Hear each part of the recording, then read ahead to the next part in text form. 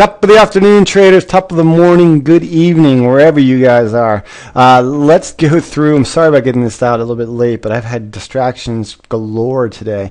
Let's just go through all of the trades that we could and could have done today, or that we did and didn't do, so forth, and then I'll make a additional video, the daily rundown, where we'll just go through the majors. Let's see, the Great Britain Oz, you can see that this pair passed on that trade. So let's go to the Euro Oz. This pair was a, look, nice bounce right there.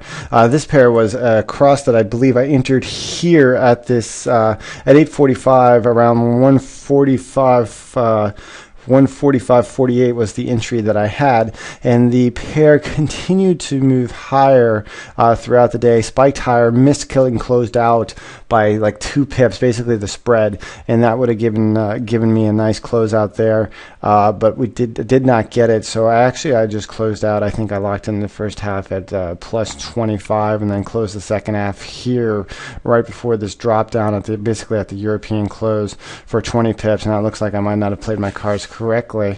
Well, no, the trade had moved the break even, so it looks like it always works like that. Moved right down to the break even point, and then it looks like it bounced higher. Who knows? The market must have continued its push lower at this point. So anyways, the Euro spiked back up, but if you wanted to play this trade perfectly technically, you would have still been into this trade, closed out here on the technical cross here at 145.72, bought in at 48, so it would have been 25, basically right where we closed it out. Now the question would be the second half with the spike higher, because with the closeout, you wouldn't have definitely had to have shut it, moved it to break even. But let's not worry about what we could and should have would have done.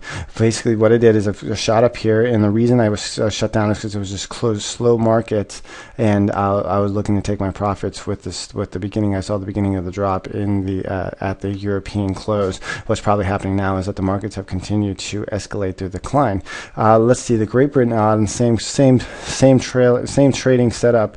But what happened here is I passed on the trade because it was the problem with all these trades getting we're not having much momentum right now in the summer doldrums, is you have a lot of support levels just scattered around. We have a support level here at the high from yesterday. We have a support level just a little bit higher from the high from Wednesday. So now what's going to be nice is if we hopefully get a little bit of follow through here, clear things out, and then we can see that we can get we'll have a whole new set of brackets, and any trade would be pure coming out into Friday. But you can see, so by the time we get a clear cut of the range here, it's with this large candle, and then we're all the way up at 70.75, and then we get in here. The entry was 170.80, and you can see basically 169 was the bottom. So it's 180 pips, and the true range in this pair is only like I don't have the ranges right in front of me. No, I do actually. The Great Britain now, the true range on that pair right then is only 190 pips, so there's 10 pips run in the average range, and you could jump into it but I didn't feel comfortable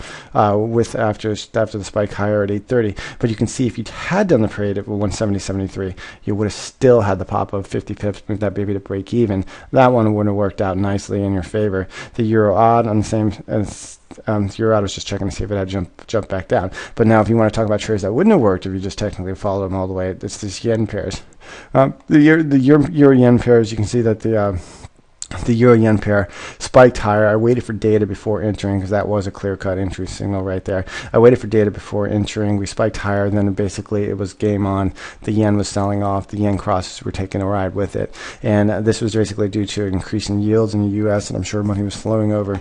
So let's see that. Then this pair just shot down and moved down from 130.70 the high to 129.50. That's pretty 120 pips. That's big for this cross.